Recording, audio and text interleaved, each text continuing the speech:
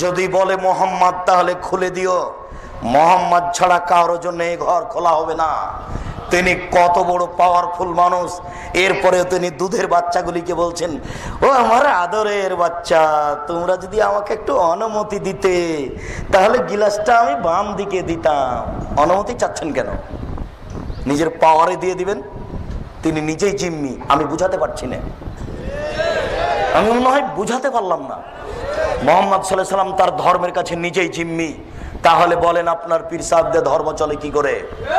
ধর্ম একজন মানুষের কথা দিয়ে চলে পৃথিবীতে, যার নাম মোহাম্মদ সাল্লাল্লাহু আলাইহি সাল্লাম। পৃথিবীর কোন মানুষের কথা চলে না। এক গ্লাস পানি পান করতে কয়টা বিধান লাগে? 5টা বিধান লাগে। সম্মানিত উপস্থিতি, আব্দুল্লাহ ইবনে যায়েদ রাদিয়াল্লাহু তাআলা আনহু বলেন, রাসূল সাল্লাল্লাহু আলাইহি সাল্লাম বলেছেন, ইন্না মিম্মা তাখাওয়াফা উম্মতি আয-যিনা ওয়া শাহওয়াতুল খাফিয়া। আমার জীবনে আমার উম্মতের উপরে যেটা বড় ভয়, আমার জীবনে বড় ভয় জেনা বলে, আমার উম্মত জেনায় লিপ্ত হবে, এইটা আমার ভয়। 2 ওয়া শাহওয়াতুল খাফিয়া, আমার উম্মত গোপন পাপে লিপ্ত হবে, এইটা আমার ভয়। আমার উম্মত গোপন পাপে লিপ্ত হবে, এইটা আমার ভয়। 20 বছর আগে মোবাইলে এত গোপন পাপ হতো, এটা কেউ জানতো না। 20 বছর পরে আরো কত গোপন পাপের পথ বের হবে তা মানুষ জানে না। গাজীপুরে এই 10 তলা বিল্ডিং এর ওই উপর নাম রুমে একটা ছেলে বসে আছে, লন্ডনে তার বান্ধবী আছে, দুইজন দুইজনকে দেখছে। দুইজনকে দেখতে গিয়ে গায়ের কাপড় খুলতে খুলতে গাজীপুর 20 তলার উপরে ওই রুমে সে নগ্ন হয়ে গেল। লন্ডনে মেয়েটি নগ্ন হয়ে গেল। আশ্চর্য ধরনের জেনা, অবাক জেনা, যেই জেনা ঘরে ঘরে হচ্ছে। 1450 বছর পূর্বে তিনি বলেছেন, আমার উম্মতের উপরে আমার 2টা ভয়। আমার উম্মত জেনায় লিপ্ত হবে, এটা আমার জীবনে বড় ভয়। আমি মুহাম্মদ সাল্লাল্লাহু আলাইহি সাল্লাম জাতির কাছে বলে গেলাম, আমার উম্মত গোপন পাপ করবে, এটা আমার ভয়। আশ্চর্য, ছেলে 20 তলার উপরে আছে গাজীপুরে, ঢাকায়, মেয়েটা আছে লন্ডনে। দুইজন দুই ঘরে কাপড় খুলে দিয়েছে। আশ্চর্য ধরনের জেনা, আশ্চর্য ধরনের গোপন পাপ। সবাই মোবাইলে গোপন প্রেম করছে। আশ্চর্য, গোসলখানাতে ঢুকে জেনা করে। নিজ নিজ জেনা করার জন্য মেশিন যন্ত্র তৈরি করে নিয়েছে মহিলা। স্বামী নেই, স্বামী কোথায় গেছে প্রয়োজন মনে করে না, নিজ নিজ জেনাই সব লিপ্ত। আল্লাহর নবী বলছেন, আমার জীবনে বড় ভয় আমার উম্মত জেনায় লিপ্ত হবে, আমার জীবনে বড় ভয় আমার উম্মত গোপন পাপে লিপ্ত হবে। এসব হাদিস আমি কি দিয়ে বুঝাই জাতিকে? হাদিস তো 1450 বছর থেকে হাদিসে পড়ে আছে। হাদিস গ্রন্থে কেউ যে দেখে না, কেউ যে বলে না, কেউ যে বলা প্রয়োজন মনে করে না। যদি একটু বলতো তাহলে হয়তোবা জনগণ একটু ভয় পেত। কে একটু বলার চেষ্টা করে না। আবু হুরায়রা রাদিয়াল্লাহু তাআলা আনহু বলেন, রাসূল সাল্লাল্লাহু আলাইহি সাল্লাম বলেছেন, তুফতাহু আবওয়াবুস সামায়ে নিসফাল লাইলে, যখন রাত অর্ধেক হয় তখন আকাশের সব দরজা খুলে দেওয়া হয়। যখন রাত অর্ধেক হয় তখন আকাশের সব দরজা খুলে দেওয়া হয়। আল্লাহর নবী বলছেন, মামিন সাইলিন ফাইস্তাজাবু লাহু, যে যা চাই আল্লাহ তাকে তাই দিয়ে দেন। মায়াদুনি, যে ব্যক্তি প্রার্থনা করে ফাইস্তাজাবু লাহু, তার দোয়া কবুল হয়ে যায়। মা মিন ফিকারবিন ইফারজান হো, কেউ যদি বিপদে পড়ে, বিপদ থেকে বাঁচতে চায়, আল্লাহ তাকে বাঁচিয়ে দেন। ইল্লাল বাগিন বেফারজেহা, তবে তার যার জেনার সম্পর্ক আছে সে যতই আল্লাহকে বলুক তার কথা কবুল হয় না। আবার শুনুন সম্মানিত উপস্থিতি, আবু হুরায়রা রাদিয়াল্লাহু তাআলা আনহু বলেন, আল্লাহর নবী বলেছেন, ইন্নাল্লাহা ইয়াদনু মিন খালকিহি ইয়াগফিরু মান ইস্তাগফির, নিশ্চয় আল্লাহ মানুষের নিকটে থাকেন যে ক্ষমা চায় তাকে ক্ষমা করে দেন। নিশ্চয় আল্লাহ মানুষের নিকটে থাকেন যে ক্ষমা চায় তাকে ক্ষমা করে দেন। নিশ্চয় আল্লাহ মানুষের নিকটে থাকেন যে ক্ষমা চায় তাকে ক্ষমা করে দেন। ইল্লাল বাগিন বেফারজেহা, তবে যার জেনার সম্পর্ক আছে আল্লাহ তার কথা শোনেন না। যতদিন পর্যন্ত তোমার মোবাইলে প্রেমের গল্প চলবে ততদিন পর্যন্ত তোমার দোয়া সপ্তম আকাশের উপরে কবুল হবে না। তুমি দাখিল ম্যাট্রিক পরীক্ষা দিয়ে এসেছো, ইন্টার পরীক্ষা দিয়ে এসেছো, তুমি রাতের অন্ধকারে অঝোর নয়নে যদি কাঁদো তোমার দোয়া কবুল হবে না। তোমার মা বোরখা পরে থাকে, তাহাজ্জুদ পড়ে যদি অঝর নয়নে কাঁদে, তোমার মায়ের দোয়া কবুল হবে না। যেহেতু তোমার মা মোবাইলে প্রেমের গল্প করে, আমি তোমাকে কি দিয়ে বুঝাই? রাসূল সাল্লাল্লাহু আলাইহি ওয়াসাল্লাম এভাবে বলেছেন। সম্মানিত উপস্থিতি, উমামা বাহিলী রাদিয়াল্লাহু তাআলা আনহু বলেন, আল্লাহর নবী বললেন, ইন্নী কুনতু নাইমান, আমি একদা রাত্রে ঘুমিয়েছিলাম, ফাতায়ানি রাজুলানে, দুইজন মানুষ আমার পাশে আসলো, ফাঁকা যাবে জাবাইয়া, তারা আমার ডান বাহু আর বাম বাহু ধরলো, এক খেয়ালে আমার দিকে চেয়ে থাকেন। যে যেখানে আছেন দোকানপাট বন্ধ করে, চলাচল বন্ধ করে, ক্রয় বিক্রয় বন্ধ করে, এক পায়ে দাঁড়িয়ে হলে দেখতে পান আর না পান, কান লাগিয়ে থাকেন। ইচ্ছা করলে সময় বের করা যাবে না। বক্তব্য শেষ হয়ে গেলে ইচ্ছা করলে আপনাকে আমি সময় দিতে পারবো না। সম্মানিত দিনী ভাই, আপনি একটু দয়া করে অপেক্ষা করুন, আপনার কিছু না কিছু উপকার করবো ইনশাআল্লাহ। বলছিলাম, সম্মানিত দিনী ভাই, রাসূল সাল্লাল্লাহু আলাইহি ওয়াসাল্লাম বললেন, আমি ঘুমিয়েছিলাম, হঠাৎ দুইজন আসলো, একজন আমার ডান হাত ধরলো, একজন আমার বাম হাত ধরলো, ধরে আমাকে নিয়ে চলে যাচ্ছে। ফাইজানা বেকমিন, হঠাৎ দেখি অনেক মানুষ আসাধ্য শাইনিনতে ফাখান, ফুলে ফেপে 20 হাত, 30 হাত, 40 হাত, 100 হাত উঁচু উঁচু হয়ে আছে। অন্তানাহ রিহান, দুর্গন্ধে টিকা যায় না। কান্না রিহাউমুল মারাইজ, মনে হচ্ছে যেন তারা গণশৌচাগার, মনে হচ্ছে যেন তারা গণ টয়লেট, মনে হচ্ছে যেন তারা গ্রামের টয়লেট। গন্ধে টিকা যায় না, বিশাল বিশাল হয়ে উঁচু উঁচু হয়ে আছে। 30 হাত, 40 হাত, 50 হাত, 100 হাত উঁচু উঁচু হয়ে লাশ পড়ে আছে, গন্ধে টিকা যায় না। ছি ছি ছি ছি ছি। আমি বললাম, জিবরাইল মান হাউলায়ে, এরা কারা? একই কথা। জিবরাইল, এরা কারা? একই কথা। জিবরাইল, এরা কারা? একই কথা। জিবরাইল বললেন, আহমদ জোনাতা জাওয়ানি, এরা হলো ব্যভিচার ব্যভিচারনী। বলো যুবক, এরা কারা? এরা হলো ব্যভিচার ব্যভিচারনী। যারা জেনায় লিপ্ত হয় তারা এভাবে ফুলে ফেঁপে পড়ে থাকবে, গন্ধে মানুষ টিকতে পারবে না। যুবক শোনো, লম্বা হাদিস, 1 ঘন্টা লেগে যাবে অনুবাদ করতে। আজকে মোহাম্মদুল আলামিন মসজিদে সুদের বক্তব্য ছিল, ওখানে লম্বা হাদিসটা অনুবাদ হয়েছে। আজকে 11টার সময় যারা নেটে দিবে, তোমাদের বলছি ওটা টান দিয়ে দেখে নাও। সুদ বিস্তারিত বিবরণ দেওয়া আছে, সুদ কি জিনিস। লম্বা হাদিস থেকে তোমাকে একটা অংশ আমি অনুবাদ করে শোনাই। সম্মানিত মুরব্বিয়ানে কেরাম, আল্লাহর নবী বললেন, আমি গত রাত্রে স্বপ্নে দেখলাম দুইজন মানুষ আমার পাশে আসলো, মানে জিবরাইল আমার ডান হাত ধরলেন, মেকাইল আমার বাম হাত ধরলেন, ধরে আমাকে বাইতুল মুকাদ্দাসের দিকে টেনে নিয়ে যাচ্ছেন। যেতে যেতে ফাতাইন আল্লাহ নাকবিল মিসলি তান্নুরে, চলে আসলাম একটা গর্তের পাশে। গর্তটা চুলার মতো। চুলা কেমন হবে? এই যে গাজীপুরে যেটা তান্দুরি রুটি করে, বুঝাতে পারলাম না, একটা মোটা রুটি আছে না, যেটা গায়ে লাগিয়ে দেওয়া হয়, এরকম চুলা আমি দেখলাম। এই চুলার ভিতরে আগুন আছে, আগুন উপরে চলে যাচ্ছে। আগুন যখন উপরে চলে যাচ্ছে, তখন মনে হচ্ছে ওর ভিতরে যা আছে কাদা এখরজু মিনহা, বের হয়ে বাইরে পড়ে যাবে। ফাইজা খামেদাত রাজাউ ফিহা, যখন আগুনটা একটু কমছে, সবকিছু ভিতরে চলে যাচ্ছে। ফাইদা ফিহা রেজালুন অনেসাউন ওরাতুন, তাতে দেখি পুরুষ নারী উলঙ্গ অবস্থায় জমা ধরে আছে, আগুনের ভিতরে জ্বলছে। পুরুষ নারী উলঙ্গ হয়ে আছে, জমা ধরে আছে। আগুন যখন ধাঁধা ধাঁধা করে জোরে উপরে উঠছে, পুরুষ নারী আগুনের ভিতরে ধাঁধা করে উপরে চলে যাচ্ছে। আবার যখন আগুনটা কম হচ্ছে, তখন আবার নিচের দিকে চলে যাচ্ছে। দৃশ্য দেখে আমি বললাম, জিবরাইল মান হাউলায়ে, এরা কারা? একই কথা। পুরুষ নারী উলঙ্গ অবস্থায় জমা ধরে আছে, আগুনের মধ্যে ধাঁধা করে জ্বলছে। ছি ছি ছি ছি, এরা কারা জিবরাইল? এরা কে? তখন জিবরাইল বললেন, আহমদ জোনাত, তারা হচ্ছে ব্যভিচার ব্যভিচারনী।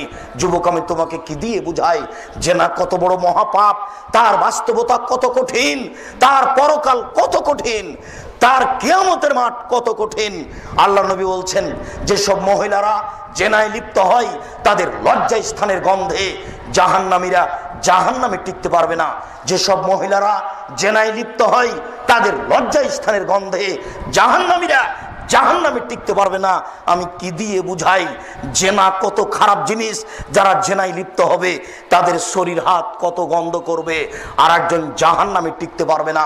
সম্মানিত উপস্থিতি, আবু হুরায়রা রাদিয়াল্লাহু তাআলা আনহু বলেন, রাসূল সাল্লাল্লাহু আলাইহি সাল্লাম বলেছেন, আল বিক্রু বিল বিক্রি জিলদুমিয়া তাগরিবু সানা।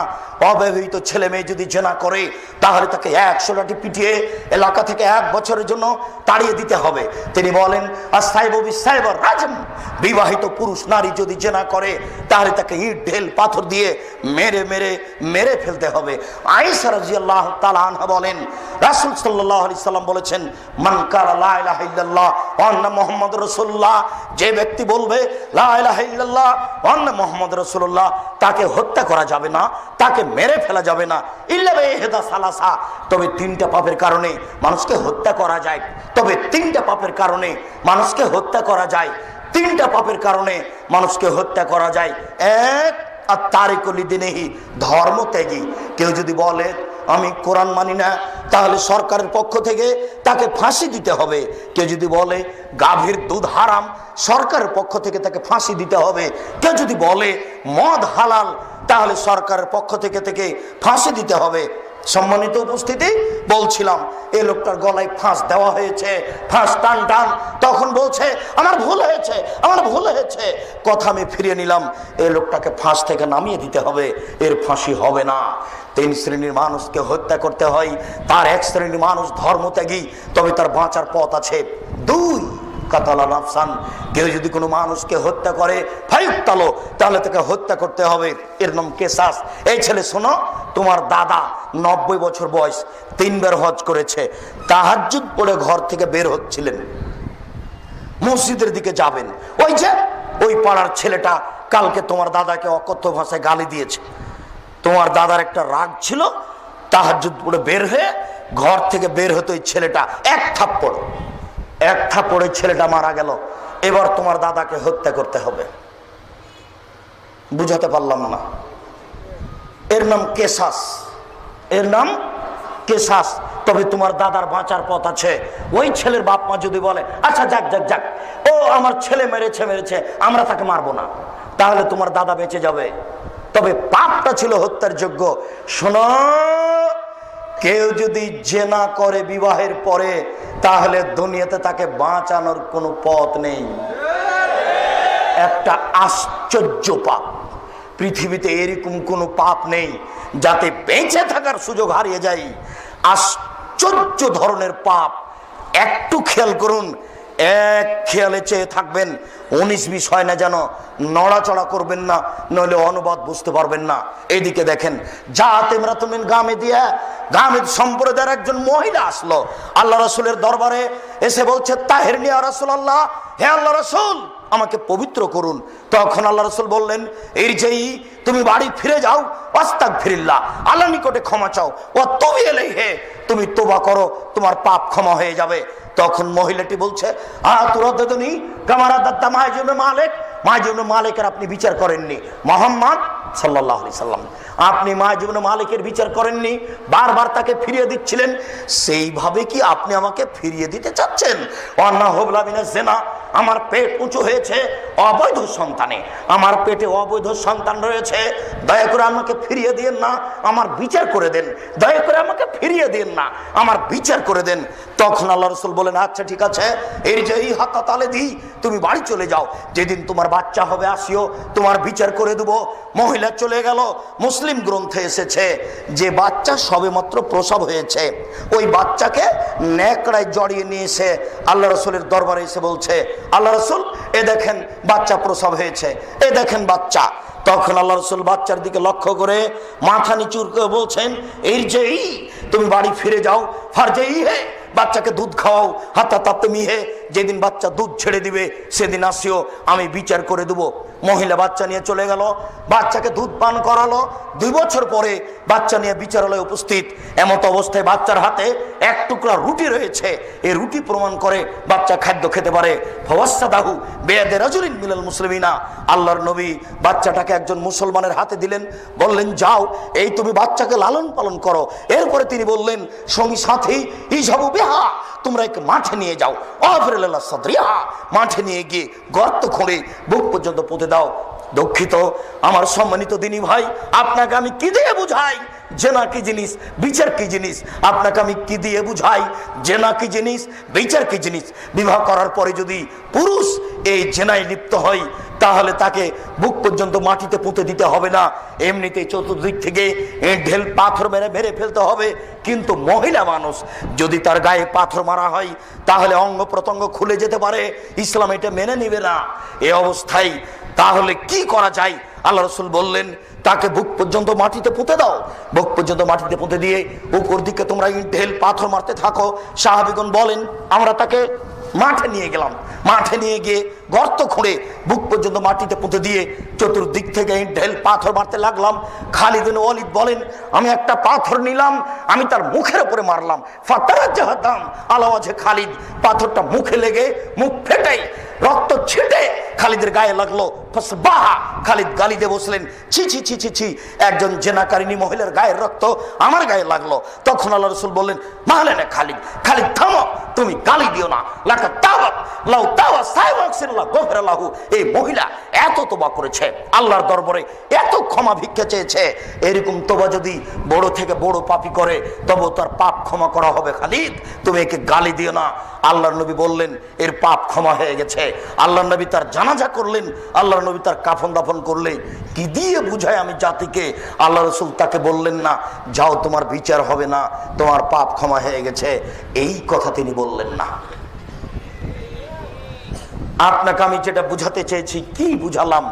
আপনাকে আমি বুঝালাম যে জেনা যদি হয় বিবাহের পরে তাহলে দুনিয়াতে তার বেঁচে থাকার কোনো সুযোগ নেই।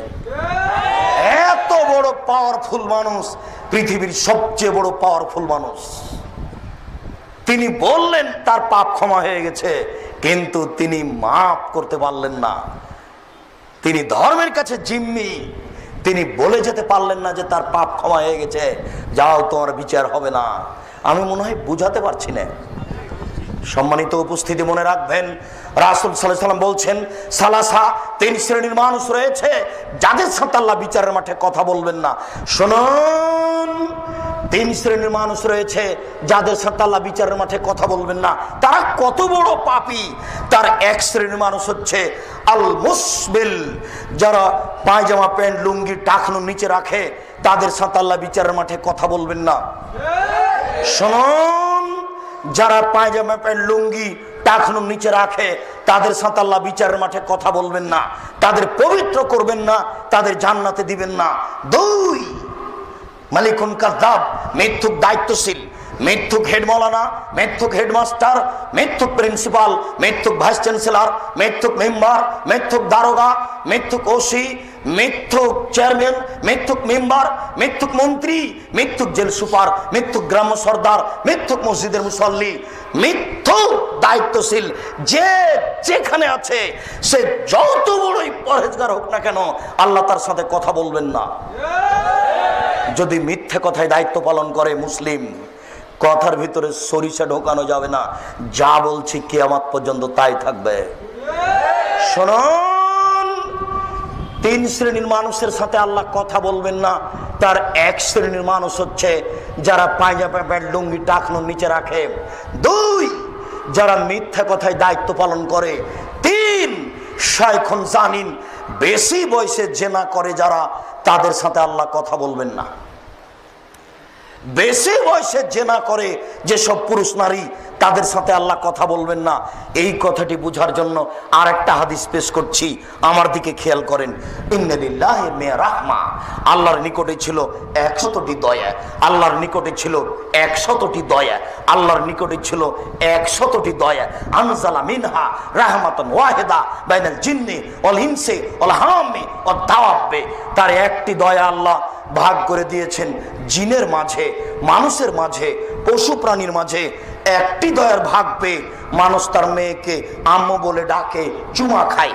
একটি দয়ার ভাগ পেয়ে কুকুর তার বাচ্চাকে আদর করে ডাকে। একটি দয়ার ভাগ পেয়ে গাভী তার বাচ্চাকে জিহ্বা দিয়ে চাটে। একটি দয়ার ভাগ পেয়ে সাপ তার বাচ্চাকে আদর করে ডাকে। একটি দয়ার ভাগ পেয়ে সিংহ তার বাচ্চাকে আদর করে দুধ খাওয়ায়। আর ৯৯টি দয়া আল্লাহ নিজের কাছে রেখেছেন। এই দয়াগুলি দিয়ে আল্লাহ বিচারের মাঠে মানুষকে ক্ষমা করবেন। কি দিয়ে বোঝায় আপনাকে আমি বিচারের মাঠে আল্লাহ কত দয়াশীল হবেন? এরপরেও ৩ শ্রেণীর মানুষের সাথে আল্লাহ কথা বলবেন না, তারা কত বড় পাপী। আমি মনে হয় পূর্ণ বুঝাতে পারলাম না। আল্লাহর কাছে কতটি দয়া ছিল? ১০০। তার একটা দয়া আল্লাহ প্রাণীকে দিয়েছেন। প্রাণী বুঝা যায় না মনে হয়, প্রাণীর মধ্যে দিয়ে দিয়েছেন। এই একটি দয়ার ভাগ পেয়ে গাভীটা তার বাচ্চাকে এইভাবে চাটে খাচ্ছে, এইভাবে জিহ্বা দিয়ে চাটছে। আর একটি দয়ার ভাগ পেয়ে আপনার মেয়েকে আপনি এইভাবে চুমা খাচ্ছেন। ৯৯টা দয়া আল্লাহ নিজের কাছে রেখেছেন। এইগুলি দিয়ে বিচার মাঠে আল্লাহ মানুষকে মাফ করবেন। এরপরে আল্লাহ ৩ শ্রেণীর মানুষের সাথে কথা বলবেন না, তারা কত বড় পাপী। আমি আপনাকে কি দিয়ে বুঝাই তারা কত বড় পাপী? তার ১ শ্রেণীর মানুষ হচ্ছে যারা পায়জামা প্যান্ট লুঙ্গি টাকনুর নিচে রাখে। এই ছেলে, আমি তোমাকে শতবার বলেছি, জন্ম দিতে পারলেই মা হওয়া যায় না, জন্ম দিতে পারলেই বাপ হওয়া যায় না, প্রসাব করাতে পারলেই মা হওয়া যায় না, বাচ্চাকে দুধ পান করাতে পারলেই মা হওয়া যায় না। পাগলিও বাচ্চাকে প্রসাব করাতে পারে, পাগলিও বাচ্চাকে দুধ খাওয়াতে পারে। শোনো, এই যে তোমার ছোট ভাইটা প্যান্টটা পরে আছে টাকনুর নিচে, তোমার মা বলে না আব্বু ছি ছি ছি আব্বু আব্বু করেছো কি? আসো আসো আসো আসো, প্যান্টটা খোলো আব্বু, প্যান্টটা খোলো, আমি কেটে দিই। করেছো কি তুমি? আরে প্যান্টটা টাকনুর নিচে আব্বু। ৩ শ্রেণীর মানুষের সাথে আব্বু বিচারের মাঠে আল্লাহ কথা বলবেন না। তার ১ শ্রেণীর মানুষ হচ্ছে যারা পায়জামা প্যান্ট লুঙ্গি টাকনুর নিচে রাখে, আব্বু খুলো খুলো খুলো কেটে দিই।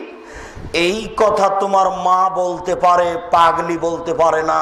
যদি তোমার মা না বলে তাহলে তোমার মা পাগলির চেয়ে খারাপ কিনা বলো? তোমার মাকে যদি আমি অশিক্ষিতা প্রমাণ করতে না পারি, জাতির সামনে বক্তব্য দেব না। তোমার মা এই কলেজের প্রধান শিক্ষিকা, প্রিন্সিপাল। তোমার মা হাই স্কুলের হেডমাস্টার হতে পারে, 14 বার মাস্টার ডিগ্রি পাস করলেও তোমার মা জানে না বাচ্চাকে কিভাবে লালন পালন করতে হয়। এমনিতেই পশু প্রাণীর মতো বাচ্চাকে খাওয়িয়ে নিয়ে বাচ্চাকে কোলে তুলে রিক্সায় নিয়ে চলে গেছে স্কুল। দেখো না, রাত দিন তোমার মা যাচ্ছে, ও জানে বাচ্চাকে কিভাবে লালন পালন করতে হয়, বাচ্চাকে কিভাবে দুধ খাওয়াতে হয়, সেটাই জানে না। বলছিলাম সম্মানিত উপস্থিতি, যুবক, বৈঠকের যুবতী, আমি আপনাদের বলছি নিরাশা হবেন না। আব্দুর রাজাক সাহেব যেভাবে বললেন বাঁচার পথ কি সেইটা বলেন। আজকে যা বললেন তাতে তো বাঁচার পথ দেখি না, বাঁচার পথ কি সেইটা বলেন একটু। জি, দয়া করে আপনি অপেক্ষা করুন, আপনাকে আমি বাঁচার পথ বলছি। মনে রাখবেন, বড় পাপ 2 ভাগে বিভক্ত, একগুলি আল্লাহর সাথে জড়িত, একগুলি মানুষের সাথে জড়িত। মনে রাখবেন, বড় পাপ 2 ভাগে বিভক্ত, একগুলি আল্লাহর সাথে জড়িত, একগুলি মানুষের সাথে জড়িত। এই ছেলে, তোমার বাপ কোটি কোটি টাকা সুদ খেয়েছে। ঢাকা শহরে কয়েকটা বাড়ি, কোটি কোটি টাকা ব্যাংকে জমা আছে সুদের। আল্লাহর নবী বলেছেন, কেউ যদি জেনে শুনে 1 টাকা সুদ খায়, 36 বার জেনা করে যত পাপ হবে, 1 টাকা সুদ খেলে তার চেয়ে বেশি পাপ হবে। আল্লাহর নবী বলেছেন, সুদের পাপের 70টি ভাগ রয়েছে। ছোট ভাগ হলো মার সাথে জেনা করলে যেমন পাপ হয়।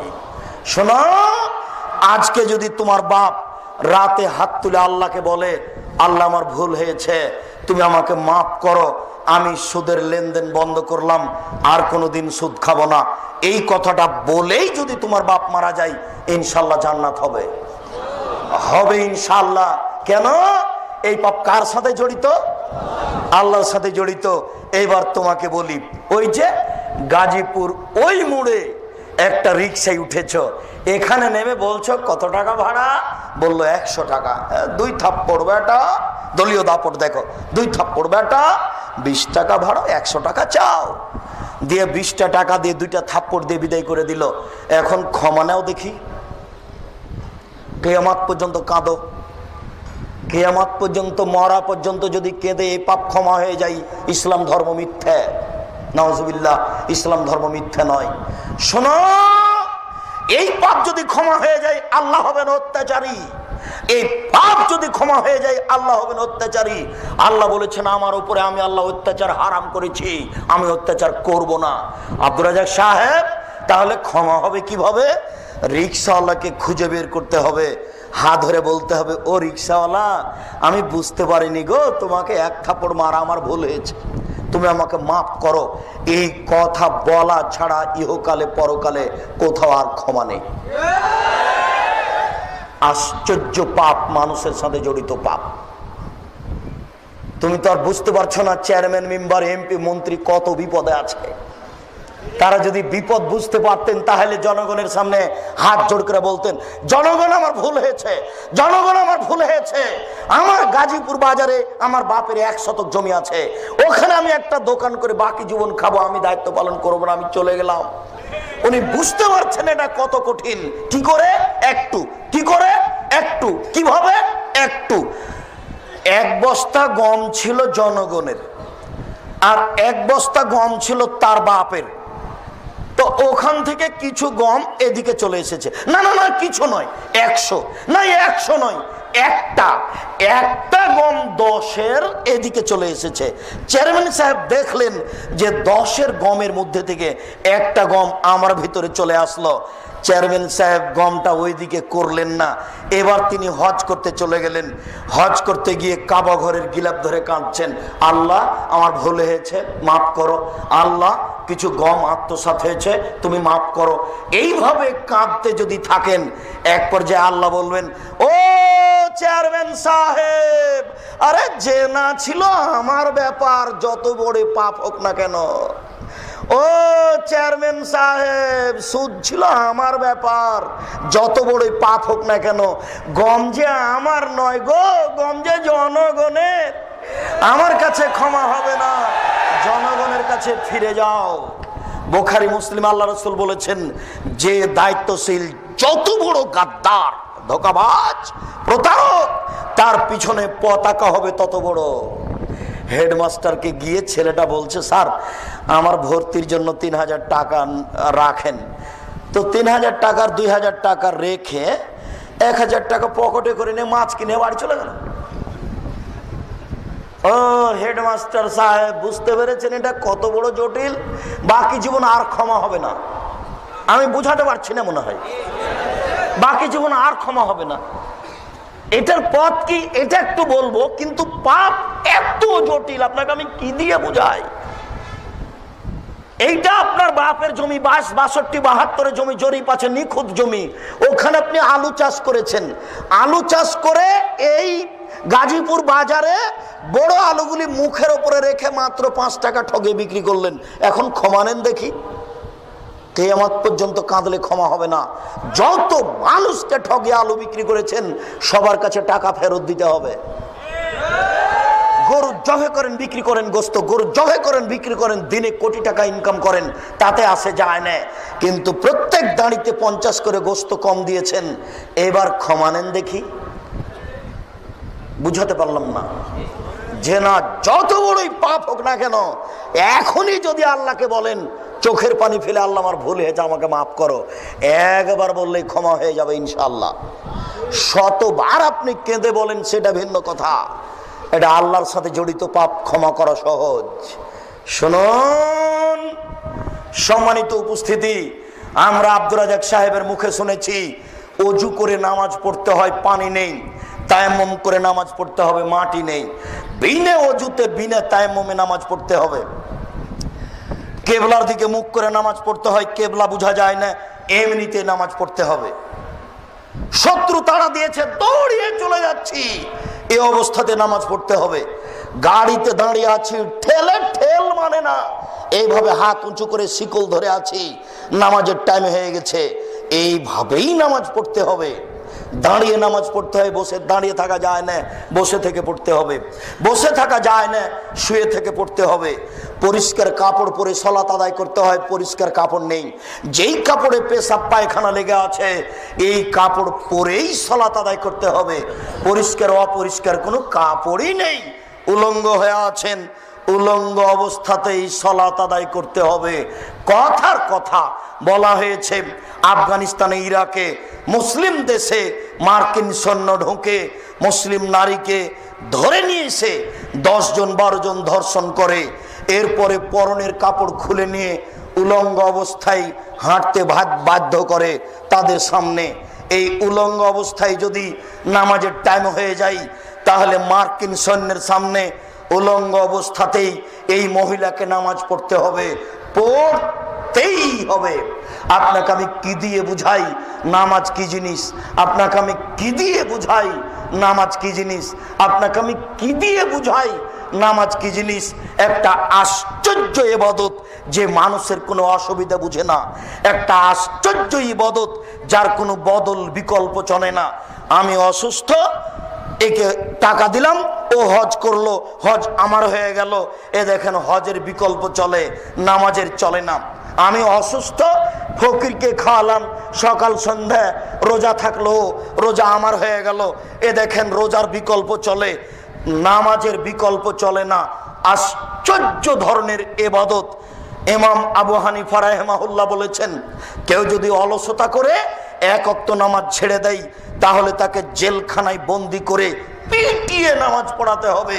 ইমাম আহমদ ইবনে হাম্বল রাহিমাহুল্লাহ বলেছেন, কেউ যদি অলসতা করে 1 ওয়াক্ত নামাজ ছেড়ে দেয় তাহলে তাকে কুরবানি করতে হবে।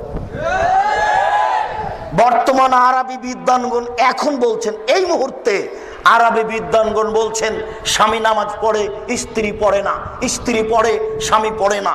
বিভাগ কেটে গেছে, চেয়ারম্যান লাগে না, মেম্বার লাগে না, কাজী লাগে না, খাতা কলম লাগে না, বিভাগ এমনিতেই গেছে। আপনাকে আমি কি দিয়ে বুঝাই নামাজ কি জিনিস? আল্লাহ নবী বলেছেন, এই মরু আওলাদাকুম বিসসালাত আহম আবনাউ সাবি সিনিনা, তোমরা তোমাদের ছেলে মেয়েকে নামাজ পড়তে বলো যখন তার বয়স 7 বছর। ওয়াজরিবুহুম আলাইহা ওয়াহুম আবনা আশরি সিনিনা, তোমরা পিটিয়ে ছেলে মেয়েকে নামাজ পড়াও যখন তার বয়স 10 বছর। আল্লাহর নবী কখনো বলেননি, আল্লাহর নবী কখনো বলেননি, এই ছেলে তোমার বয়স 7 বছর, নামাজ পড়ো, নামাজ পড়ো। এইভাবে আল্লাহ রাসূল কখনো বলেননি। আল্লাহ রাসূল বলেননি, এই ছেলে তোমার বয়স 10 বছর, নামাজ পড়ো নইলে পিটাবো, বলো নামাজ পড়ো নইলে পিটাবো। এইভাবে আল্লাহ রাসূল বলেননি। আল্লাহ রাসূল বলছেন, মুরু আওলাদাকুম বিসসালাত ওয়াহুম আবনাউ সাবি সিনিনা, তোমরা তোমাদের ছেলে মেয়েকে নামাজ পড়তে বলো যখন তার বয়স 7 বছর 10 পর্যন্ত। আব্বু নামাজ পড়ো, আম্মু নামাজ পড়ো, আব্বু নামাজ পড়ো। কতদিন চলবে? 3 বছর। এবার পিটন, লাঠি, এই দাঁত ভেঙে দেবো, একবারে পিঠের চামড়া তুলে দেবো, আগে নামাজ পড়াই তারপরে কোনো কথা। এটা কতদিন চলবে পিটন? 5 বছর, 15 পর্যন্ত। এ হলো 5 আর 3 8 বছর নামাজের কর্মসূচি। 5 বছর বয়সের ছেলে নামাজ পড়ে না, তার বাপ বেঁচে আছে, কথা মিথ্যে। 15 বছর বয়সের ছেলে নামাজ পড়ে না, তার বাপ বেঁচে আছে, এটা মিথ্যে। কার পুরুষকে, অযোগ্যকে, কার পুরুষকে, অযোগ্যকে আমি আব্দুর রাজ্জাক বা বলতে চাই না। আল্লাহ রাসূল তাকে বারবার বলেছেন, একা পুরুষ তুই বিবাহ করিস না। চোখ যেভাবে ঘুরে বউ সেভাবে চলে, এর নাম ক্ষমতা। চোখ যেভাবে ঘুরে বউ সেভাবে চলে, এর নাম ক্ষমতা। চোখ যেভাবে ঘুরে পরিবার সেভাবে চলে, এর নাম ক্ষমতা। তোর ক্ষমতা নেই, তুই বিবাহ করিস না। আল্লাহ রাসূল অনেককে নিষেধ করেছেন এভাবে। আবু যার গেফারি বলছেন, আল্লাহ নবী আমাকে একটু এলাকার নেতা করে দেন না। তখন আল্লাহ রাসূল বলছেন, হায় হায় আবু যার, তুমি করেছো কি? আরে নেতৃত্ব আমানত, তুমি তো দুর্বল মানুষ, তুমি পারবা না। নেতৃত্ব দিবে উমর, যে সকালকে সকাল করে দেখাতে পারে, বিকেল হবে না। যে বিকেলকে সকাল করবে না, বিকেল করে রাখবে, যার নাম উমর, যার কথা শুনলে বনের পশু কাঁপে, যার নামটা মনে নিলে মানুষের অন্তর কাঁপে বলে ইতিহাস বলে। এই লোক নেতৃত্ব দিবে। আবু জার, তুমি কেন? আল্লাহ রসুল বলছেন, এ কাপুরুষ, তুই কেন বিবাহ করবি? তুই যে বউ কন্ট্রোল করতে পারবি না, ছেলে মেয়ে কন্ট্রোল করতে পারবি না, তুই রোজা থাক। রোজা থেকে থেকে থেকে যৌবনকে ধ্বংস কর। যার ক্ষমতা আছে সে যেন বিবাহ করে। বলো যুবক, এইসব পতিতালয়ের মেয়েগুলি রাস্তাঘাটে হাঁটছে, এর জন্য এ দায়ী না তার বাপ দায়ী? বলো যুবক, আজকে গ্রামে গার্মেন্টসে হাজারো হাজার নারী, এর নাম জেনার আস্তানা, হাজারো হাজার লক্ষ কোটি নারী নির্দ্বিধায় জেনা করছে। বলো এর জন্য কে দায়ী? ওর বাপ দায়ী, ওর বাপ দায়ী। কাপুরুষের বিবাহ করা ঠিক হয়নি। কাপুরুষের উচিত ছিল ভিক্ষা করে ছেলে মেয়েকে খাওয়ানো। কাপুরুষের কি উচিত ছিল? ভিক্ষা করে ছেলে মেয়েকে খাওয়ানো। কেন মেয়েকে এখানে পাঠালো? কেন মেয়ে এভাবে বেশ্যালয়ের মেয়ে সেজে রাস্তাঘাটে ঘুরবে? কেন ঘুরবে? দুঃখিত, আমি আপনাকে কি দিয়ে বুঝাই? সম্মানিত উপস্থিতি, বলছিলাম নামাজ যত বড়ই কঠিন ইবাদত হোক না কেন, এই লোকটার বই 70 বছর একদিনও নামাজ পড়েনি। আজকে বলছে আল্লাহ আমার ভুল হয়েছে, আমি আজ থেকে নামাজ ধরবো, আল্লাহ তুমি আমাকে মাফ করো। এই কথাটা বলেই মারা গেছে। ইনশাল্লাহ জান্নাত পাবে। বলেন কেন দেখি? নামাজ কার সাথে জড়িত? আল্লাহর সাথে জড়িত। এই ছেলে, তোমার বাপ তোমার বড় ভাইকে জমি দিয়েছে, তোমাকে দেয়নি। এবার বলো তোমার বাপের কি হবে? আর জান্নাত হবে না। শুনুন, বাংলাদেশের নোংরা নীতি, প্রায় পরিবারে তোমার বাপের 90 শতক জমি, তুমি আর তোমার 2টা বোন, বা তুমি আর তোমার 1টা বোন, বলো তো তোমার বাপ মরার পরে 60 শতক নিবা তুমি, আর 30 শতক নিবে তোমার বোন। তো এই 30 শতক কি তোমার কাছে একদিন থাকার অনুমতি আছে? তো বছর বছর আছে কেন? বুঝাতে পারলাম না কথা মনে হয়। আগামীকাল সন্ধ্যা হতে হতে বোনের ভাগ দিতে হবে, তারপরে কোনো কথা আছে? গাজীপুর শহরে বাপের জমি আছে, তাতে কি হবে? প্রয়োজনে ভিক্ষা করে খাবো, বোনের জমি খাবো না। আপনি বুঝতে পারছেন না। আপনাকে আমি একটা বাক্য বুঝাতে পারিনি। আল্লাহ রসুল বলেছেন, মানুষের মরণ যেভাবে মানুষকে খুঁজে, মানুষের রুজি মানুষকে সেভাবে খুঁজে। মানুষের মরণ যেভাবে মানুষকে খুঁজে, মানুষের রুজি মানুষকে সেভাবে খুঁজে। মরণ কাউকে ধরেনি, 1000 বছর থেকে পড়ে আছে। এইটা কি ঘটেছে? মরেনি এমন কোন মানুষ কি আছে? মরণ যেমন মানুষকে খুঁজে, মানুষের রুজি তেমন মানুষকে খুঁজে। পৃথিবী সৃষ্টির 50,000 বছর পূর্বে আপনার রুজি যা লেখা হয়েছে, যেদিন আপনি মায়ের পেটে 43-4 মাস, সেই দিন রুজি আবার ওইটাই লেখা হয়েছে। এই ছেলে শোনো, তোমার বাপ 6 মাস হলো কিছু খায় না, শুধু ফলের রস খায়, কিছুই খায় না। বলো বেঁচে আছে কেন? শোনো, রুজি শেষ হয়ে গেছে, হায়াত বাকি আছে, এই জন্য বেঁচে আছে। কিছুই যদি না খায় তবু বেঁচে থাকবে। এবার শোনো, এই ছেলে, তোমার বাপ খালি বেশি বেশি খেতে চাচ্ছে, তোমার মা এখনই দিয়ে আসলো, আবার বলছে আমাকে ক্ষুধা লেগেছে, খেতে দাও তো। এটা কেন বলো? তোমার বাপের হায়াত শেষ হয়ে গেছে, রুজি বাকি আছে। একটা চাউল বাকি রেখে মারা যাবে না। আমি বুঝাতে পারছি না। একটা চাউল বাকি রেখে মারা যাবে না। যেই চাউল নির্ধারণ হয়েছে পৃথিবী সৃষ্টির কতদিন পূর্বে? 50,000 বছর পূর্বে। ওটা আবার রেনু করা হয়েছে কখন? মায়ের পেটে যেদিন 43-4 মাস, সেই দিন আবার লেখা হয়েছে। শুনুন, আগামীকাল সন্ধ্যা হতে হতে বোনের ভাগ দিবেন। তাহাজ্জুদ পড়ে জান্নাত কেনার চেষ্টা করিয়েন না। আগামীকাল সন্ধ্যা হতে হতে শ্বশুরকে মোটরসাইকেল ফেরত দিও। কাপুরুষের পরিচয় দিও না, লজ্জা করিও। লজ্জা থাকা উচিত, লজ্জা করিও। বক্তব্যের সাথে মুনাফিকি করো না। আব্দুর রাজাক সাহেব, বুঝতে পেরেছি মানুষের সাথে জড়িত পাপ সবচেয়ে জটিল, কঠিন। আল্লাহর সাথে জড়িত পাপ খুবই ক্ষমা নেওয়া সহজ। জেনা আল্লাহর সাথে জড়িত পাপ। জি, জেনা আল্লাহর সাথে জড়িত পাপ। নিরাশা হবেন না, আপনাকে আমি কয়েকটি পথ দেখাচ্ছি। এই ছেলে শোনো, আজকে যদি তুমি মোবাইলে গল্প বন্ধ করতে পারো, যত নাম্বার আছে কেটে দিতে পারো। আর যদি বলতে পারো জিন্দেগিতে আমি আর কোনোদিন কোনো মেয়ের সাথে কথা বলবো না, তোমার মায়ের নাম্বার ছাড়া আর কোনো নাম্বার থাকবে না। এখন তুমি যদি পৃথিবীর যে কোনো বিপদে পড়ো আল্লাহ তোমাকে বাঁচিয়ে দিবে ইনশাআল্লাহ। আব্দুর রাজ্জাক সাহেব এত বড় কথা বললেন, দলিল আছে তো? তা তো অবশ্যই, দলিল ছাড়া আমি কোনো বাক্য ব্যবহার করি না। বলেন দেখি, এদিকে শোনো, তুমিও জানো। তিনজন মানুষ রাস্তায় হাঁটছিল, বুখারী মুসলিম। হাঁটতে হাঁটতে বৃষ্টি আসলো, গর্তে ঢুকে গেল, পাথর একটা উপর থেকে এসে গর্তের মুখে পড়ে গেল, বের হতে পারে না, ঠেলতেও পারে না, ধাক্কা দিতে পারে না। তিনজনের একজন বলল, আল্লাহ আমার বাপ মাকে ভালোবাসতাম, পাথরটা সরিয়ে দেন। আচ্ছা ঠিক আছে, কিছু অংশ দিলাম।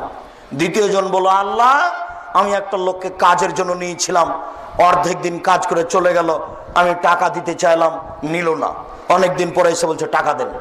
আমি বললাম গরু ছাগল নিয়ে যাও, বলল মজাক করবেন না, একদিনের টাকা দেন। আমি বললাম তোমাকে মজাক করিনি, তুমি সব গরু ছাগল নিয়ে যাও, নিয়ে চলে গেল। তোমাকে সন্তুষ্ট করার জন্য যদি করে থাকি তাহলে আজকে পাথর সরিয়ে দাও। আল্লাহ বললেন আচ্ছা ঠিক আছে, সরিয়ে দিলাম। তিনজনের তৃতীয় জন বলল, আল্লাহুম্মা ইন্না বিনতা মিন লি উহিব্বুহা কাইহুব্বু কা আসাদতে হুব্বুর রাজালান নিসা। আমার চাচার একটি মেয়ে ছিল, আমার চাচাতো বোন, আমি তাকে এত বেশি ভালোবাসতাম, পৃথিবীর মানুষ নারীকে যা ভালোবাসে তার চেয়ে লক্ষ কোটি গুণ বেশি আমি ভালোবাসতাম। আমি তার সাথে জেনা করতে চাইলাম, সে নাকচ করে দিল। সে বলল যদি 100টি স্বর্ণের টাকা দিতে পারো আমি রাজি। আমার বোন বুঝেছিল আমি গরিব মানুষ, 100টি স্বর্ণের টাকা সংগ্রহ করতে পারবো না। আমি হাড় ভাঙা পরিশ্রম করে 100টি স্বর্ণের টাকা সংগ্রহ করলাম। আমি বললাম এ নাও টাকা। টাকা হাতে নিল, জালাস্ত বাইনা রিজলাইহা, আমি তার দুই পায়ের মাঝে বসলাম, এখন জেনা করব। আমাকে বলল আব্দাল্লাহ, এ আল্লাহর বান্দা, ইত্তাকিল্লাহ, আল্লাহকে ভয় কর, ওলা তাবতাহিল খাতামা, আমাকে অসতি করিস না বান্দা। এ আল্লাহর বান্দা, আল্লাহকে ভয় কর, আমাকে অসতি করিস না। আমি একজন অসতি নারী হতে চাই না, তুই আমাকে অসতি করিস না। ফাকুমতানহা, আমি ওখান থেকে উঠে গেলাম। যদি তোমার ভয়ে করে থাকি তুমি পাথর সরিয়ে দাও। আল্লাহ পাথর সরিয়ে দিলেন। বুখারী মুসলিম। বলো তুমি বিপদ থেকে বেঁচে যাবে ইনশাআল্লাহ। দেখো তুমি মানুষই পারে, পশু প্রাণী পারে না। এই ত্যাগ তিতিক্ষায় কে যেতে পারে? মানুষই পারে। এই ত্যাগ তিতিক্ষায় কে যেতে পারে? মানুষই পারে। দেখবে তুমি ইমান, একটু দেখো, 1 মিনিট দেখবে তুমি ইমান, একটু দেখো, 1 মিনিট দেখো। তোমার মাকেও বলছি, তোমার বোনকেও বলছি, দেখো ইমান কাকে বলে। দেখো জেনা থেকে নিজেকে বাঁচানোর পথ দেখো। ইব্রাহিম আলাইহিস সালাম বললেন, সারা স্বৈরাচারী শাসক তোমাকে ডেকে পাঠিয়েছে, আমি রক্ষা করতে পারলাম না, তুমি স্বৈরাচারী শাসকের কাছে যাও। সারা নির্জনে স্বৈরাচারী শাসকের ঘরে ঢুকলেন। শাসক বসেছিল, ঢুকতে দাঁড়িয়েছে, গায়ে হাত লাগাবে তাই হাতটা বাড়িয়েছে।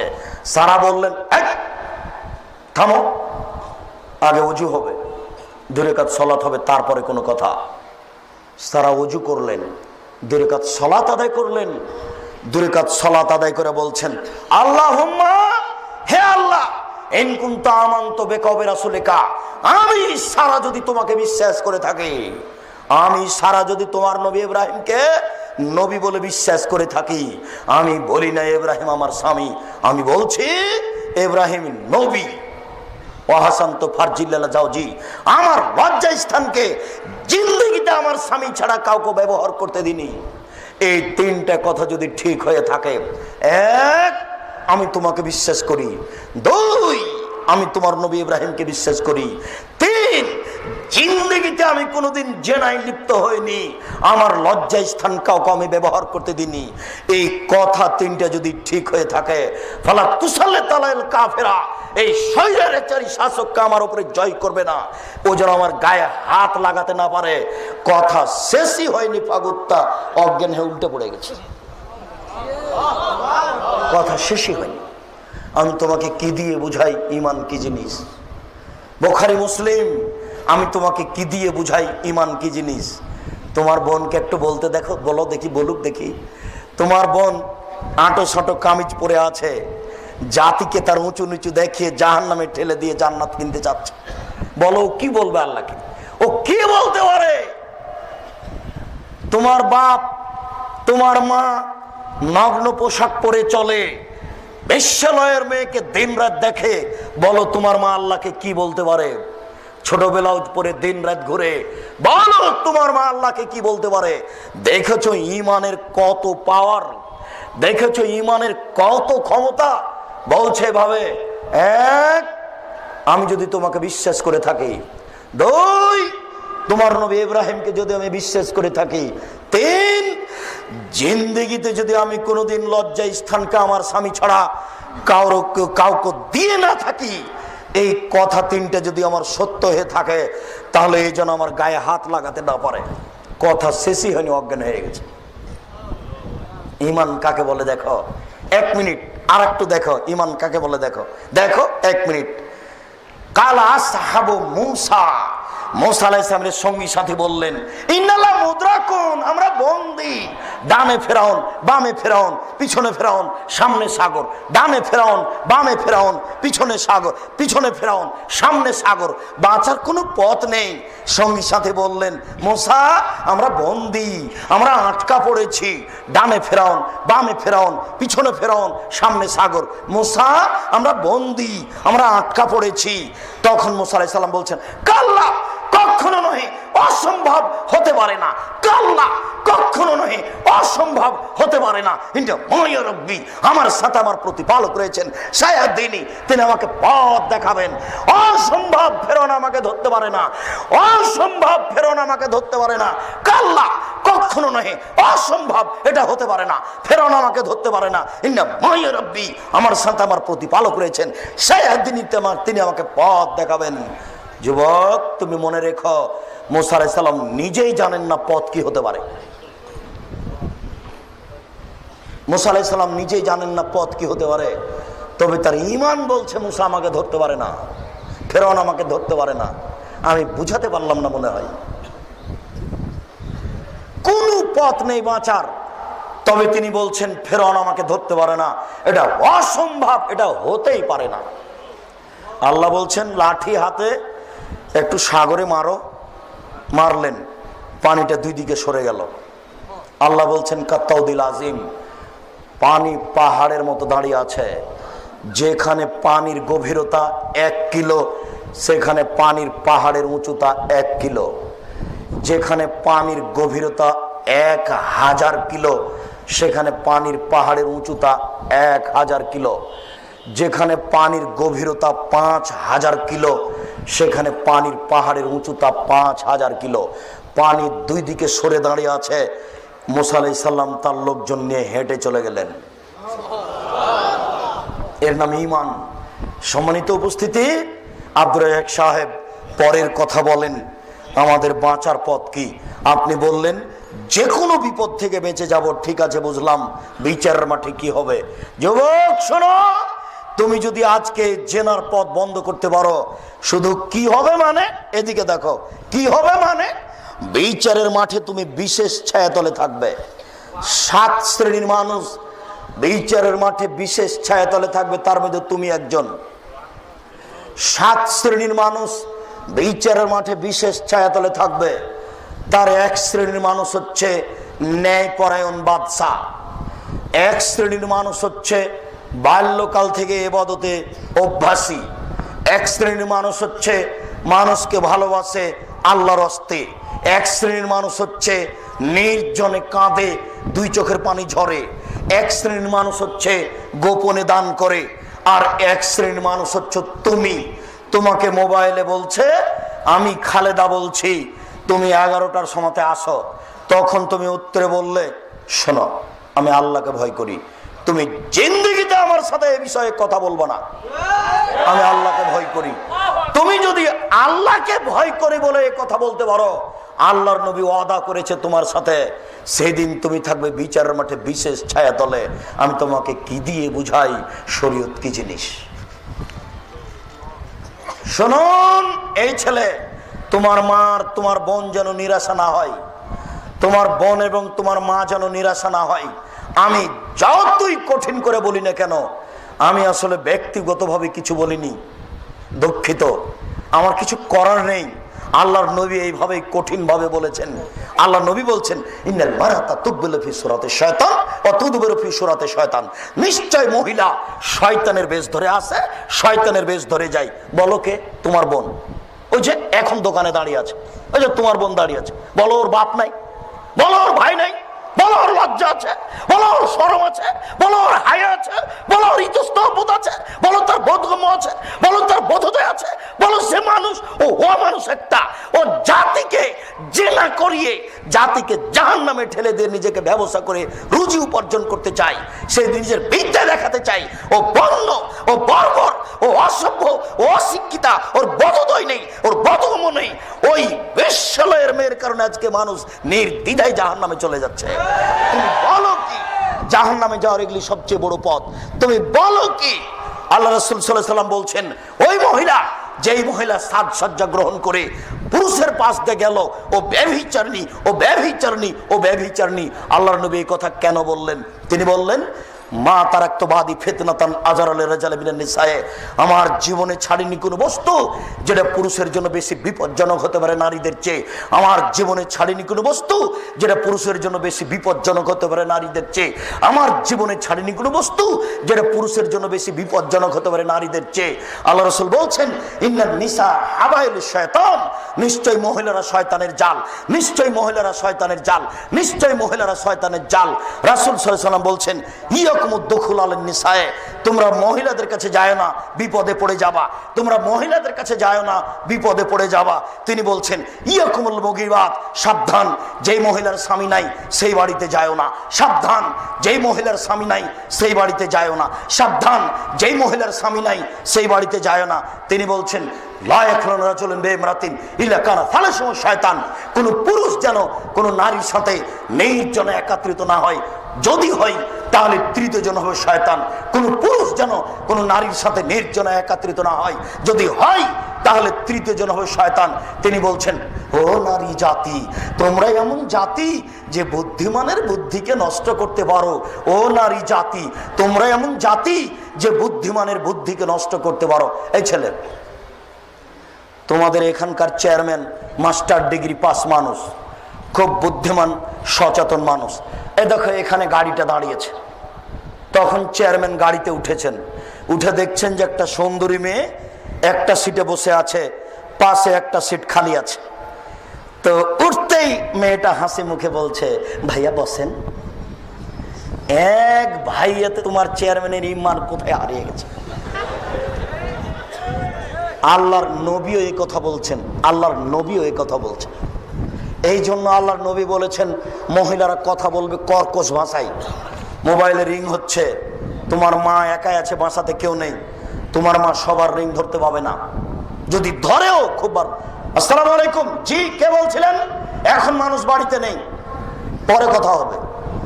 কথাতে একটু যেন মিঠা না থাকে। আল্লাহ বলছেন এই কথা। আমি কি করি বলো? আমি কিভাবে তোমার উপকার করতে পারি বলো? তোমার মা কি করে বললো, ভাইয়া কে বলছিলেন ভাইয়া? ওর ইমান হারিয়ে গেছে, ও তাহাজ্জুদ দিয়ে আর টিকতে পারবে না। এর নাম নারী। বুখারী মুসলিম এই কথা রাসূল সাল্লাল্লাহু আলাইহি ওয়াসাল্লাম বলছেন। বলো, এই জন্য আল্লাহ রাসূল বলেছেন যে নারীকে ঘেরে রাখতে হবে, ঢেকে রাখতে হবে।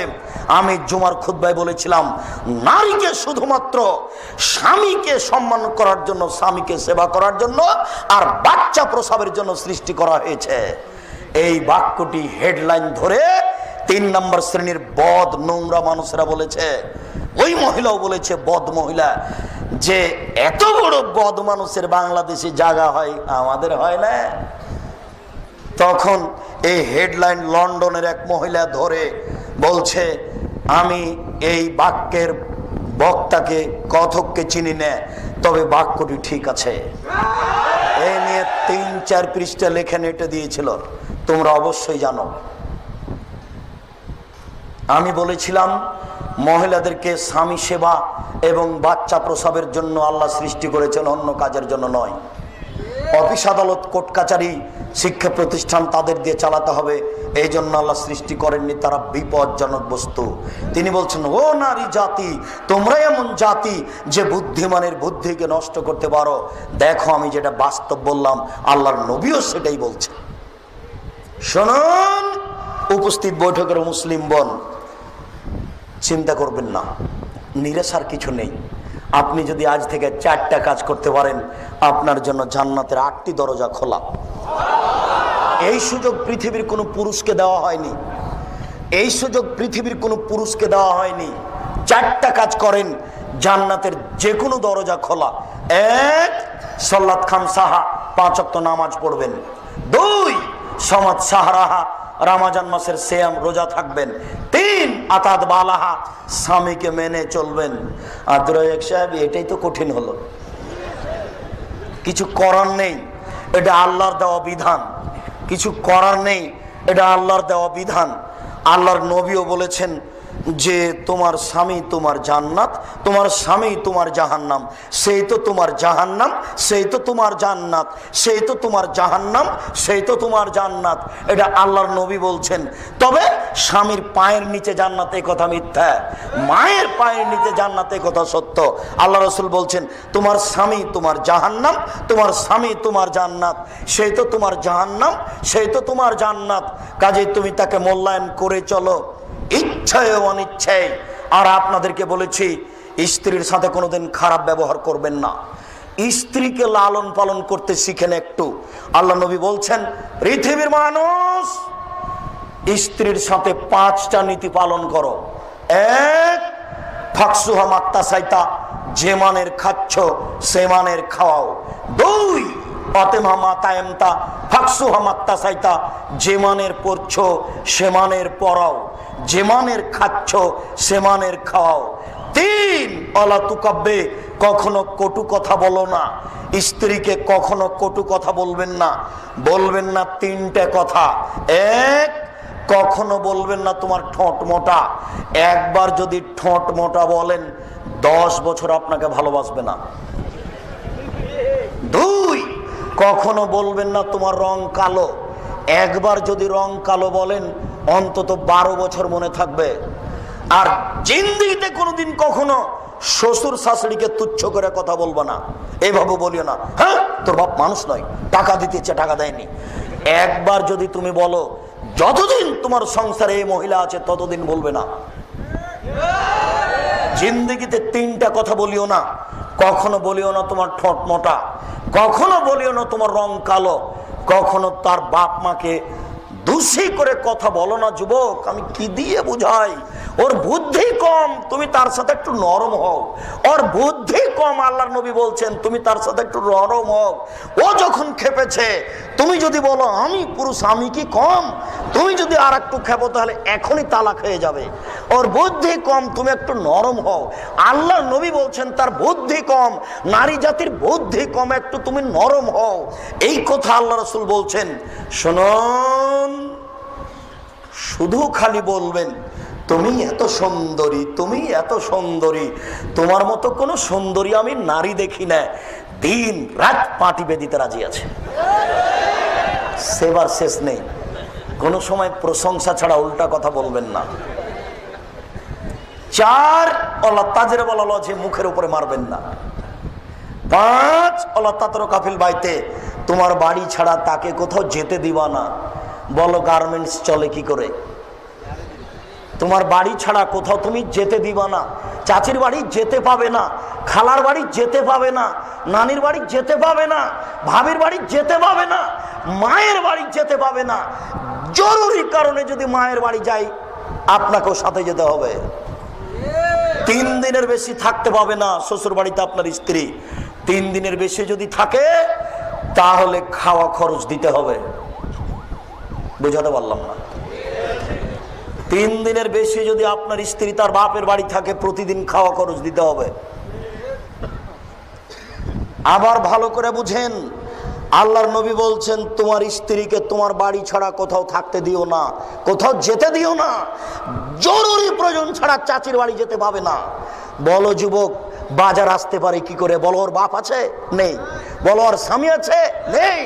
কারো পুরুষকে নিম্নমানের লোককে আব্দুর রাজাক স্বামী বলে না, কারো পুরুষকে নিম্নমানের লোককে আব্দুর রাজাক বাপ বলে না। বাপ হওয়ার জন্য মেজাজ হতে হবে। তুমি থাকো, বাজার আমি এনে করে আমি করে দেব, কাপড় চিকন কিনে আর মোটা কিনে আমি পুরুষ, আমি বুঝি, তোমাকে বুঝতে হবে না। তুমি বাড়ির বস্তু, তোমাকে বাড়িতে থাকতে হবে। 1450 বছর পূর্বে মোহাম্মদ সাল্লাল্লাহু আলাইহি ওয়াসাল্লাম বলেছেন, তুমি তোমার স্ত্রীকে তোমার বাড়ি ছাড়া কোথাও যেতে দিও না, কোথাও থাকতে দিও না। বলো কমিউনিটি সেন্টার কি দিয়ে চলে? তুমি যে বিবাহ করতে এসেছো, ওই যে 50 জন মেয়ে, বেশ্যালয়ের মেয়ে আছে, তোমার ভাবি, তোমার চাচাতো বোন, খালাতো বোন, তোমার সূচনায় যে না, বলো এই পরিবার কিভাবে ঠিক হবে? সম্মানিত মুসলিম বোন, নিরাশা হবেন না। 4টি কাজ করলে জান্নাতের 8টি দরজা খোলা। 1, 5 ওয়াক্ত নামাজ পড়বেন। 2, রমজানের রোজা থাকবেন। 3, স্বামীকে মেনে চলবেন।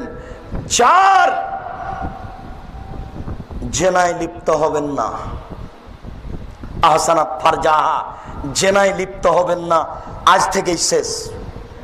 এই ছেলে, বক্তব্যের সাথে মুনাফিকি করো না। আগামীকাল সন্ধ্যা হতে যদি তোমার মোবাইলে নাম্বার থাকে, আর তুমি যদি কোনো মোবাইলে কোনো মেয়ের সাথে কথা বলো, তুমি মুনাফিক, তুমি মুনাফিক, তুমি মুনাফিক। তুমি ধর্মের দাম দাও না, তুমি এমনিতে বসে আছো। তোমার মুসলমানের বাচ্চা হতে তোমার সন্দেহ আছে, তুমি কেন মানো না? তোমার পরিবর্তনের জন্য এসেছি।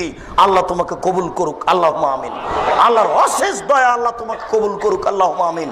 আল্লাহর অশেষ রহমত আল্লাহ তোমাকে কবুল করুক, আল্লাহুম্মা আমিন। মুসলিম বোন, নিরাশা হবেন না। সারা পৃথিবীর পুরুষ নারী জেনা করে নিরাশা হয় না যেন।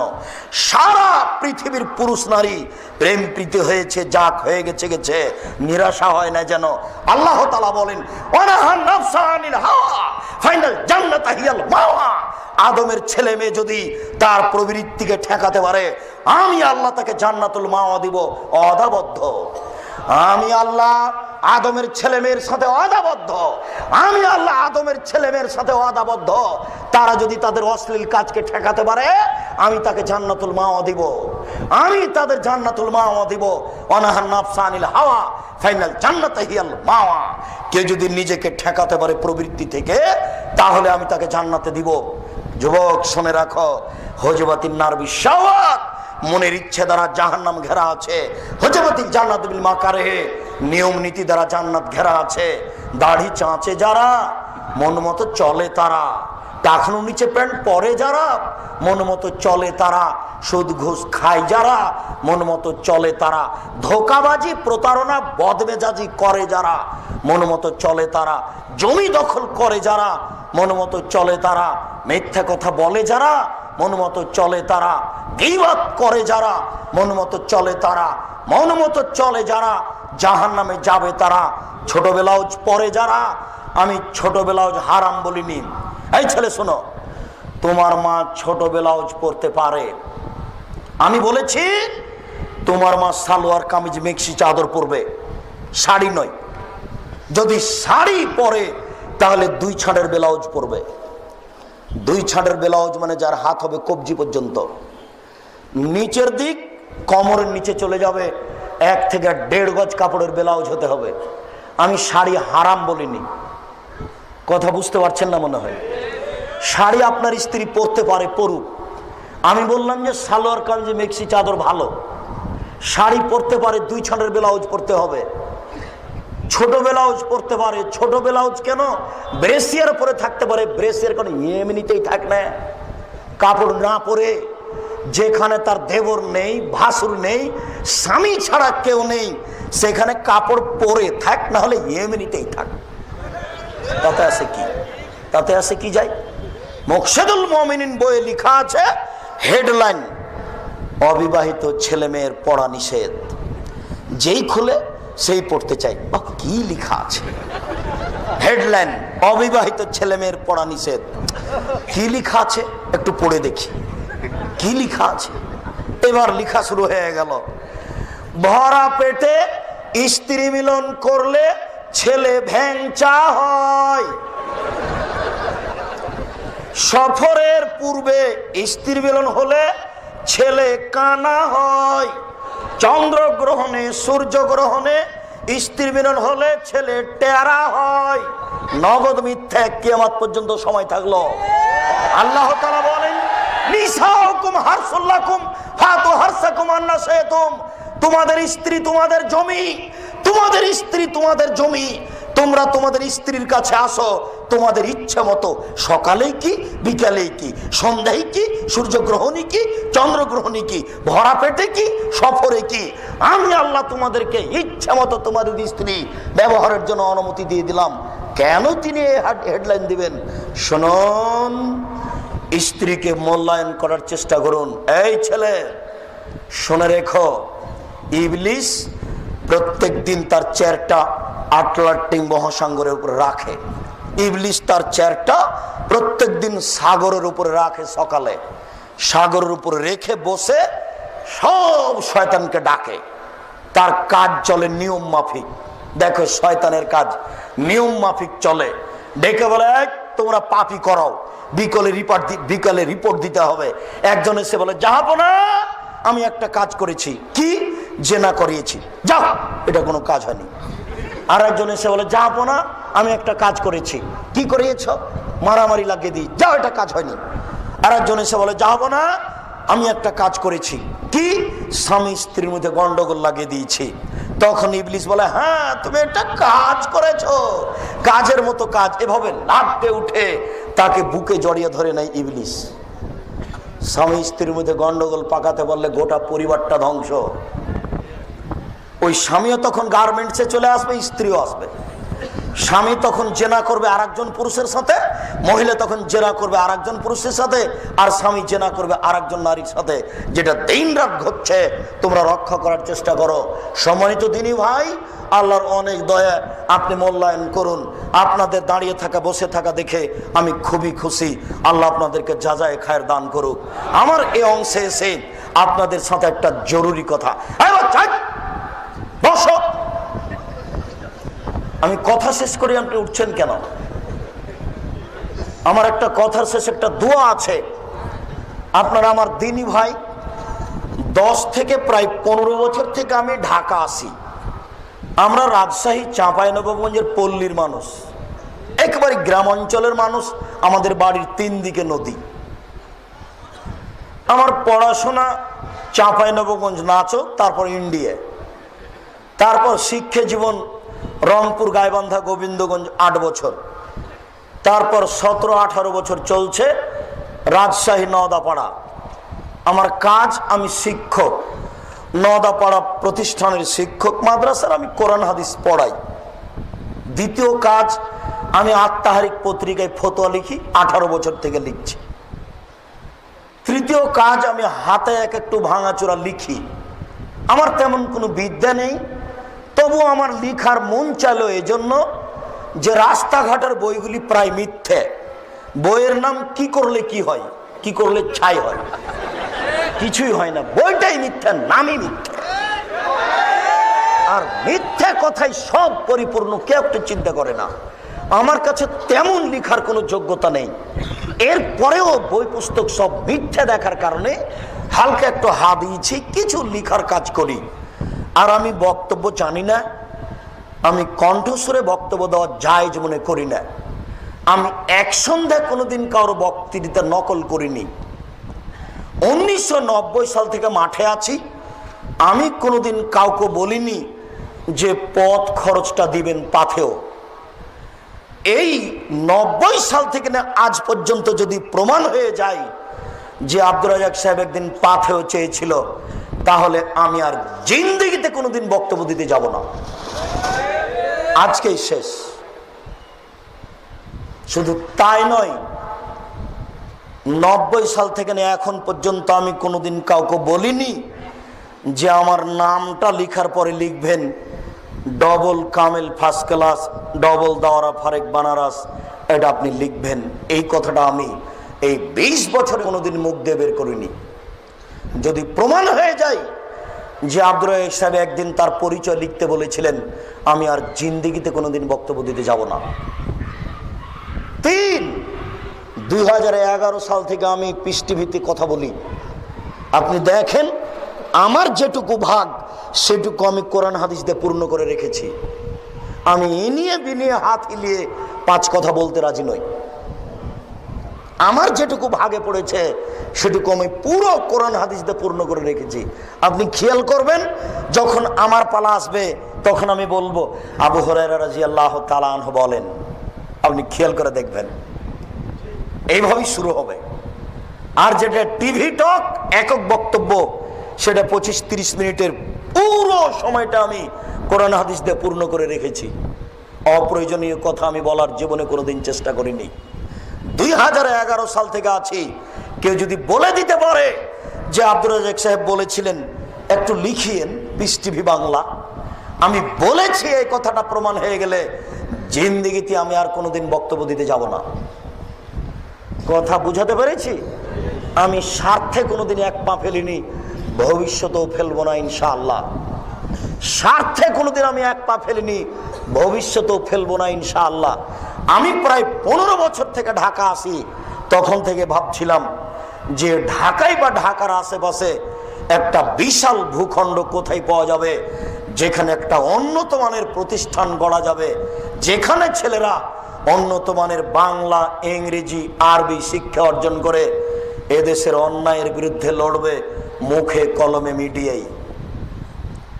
এই আশা নিয়ে ঘুরতে ঘুরতে দেখলাম আপনাদের বাড়ির পাশেই কাঞ্চন ব্রিজের এই দিকে মিরপুর না কিনা মিরের বাজার পার হয়ে একটা জায়গা আছে কালনি থেকে হাতের বামে 3 কিলোমিটার ভিতরে দেবই বাজারের পাশে হাটাবো গ্রামের লোকেরা আমার হাতে 14 বিঘা জমি এক জায়গাতে হস্তান্তর করেছে। আমি তাদের শুকরিয়া আদায় করি, আল্লাহ তাদেরকে যাজায় খায়ের দান করুক। 2013 সালের 24শে আগস্ট রোজ মঙ্গলবার 11টার সময় এলাকার লোককে সাথে নিয়ে কাঁঠাল গাছের নিচে আমি বলেছি, আমার হাতে টাকা নাই এ কথা সত্য, এখানে প্রতিষ্ঠান গড়বে এ কথাও সত্য, গড়বে ইনশাআল্লাহ। কিভাবে গড়বে সেটা আমি জানি না, তবে গড়বে এতে আমি বিশ্বাসী, গড়বে। আমার হাতে টাকা নাই এ কথাও সত্য, এখানে প্রতিষ্ঠান গড়বে এ কথাও সত্য, ইনশাআল্লাহ গড়বে। এদেশের মাটিতে, ভারত, বাংলাদেশ, পাকিস্তানের মাটিতে, এদেশের মাটিতে সবচেয়ে উন্নত মানের প্রতিষ্ঠান করতে চাই। আল্লাহ তুমি কবুল করো, হবে ইনশাআল্লাহ। আপনি এখন যদি দেখতে যান তাহলে আপনার মনটা ঠান্ডা হয়ে যাবে।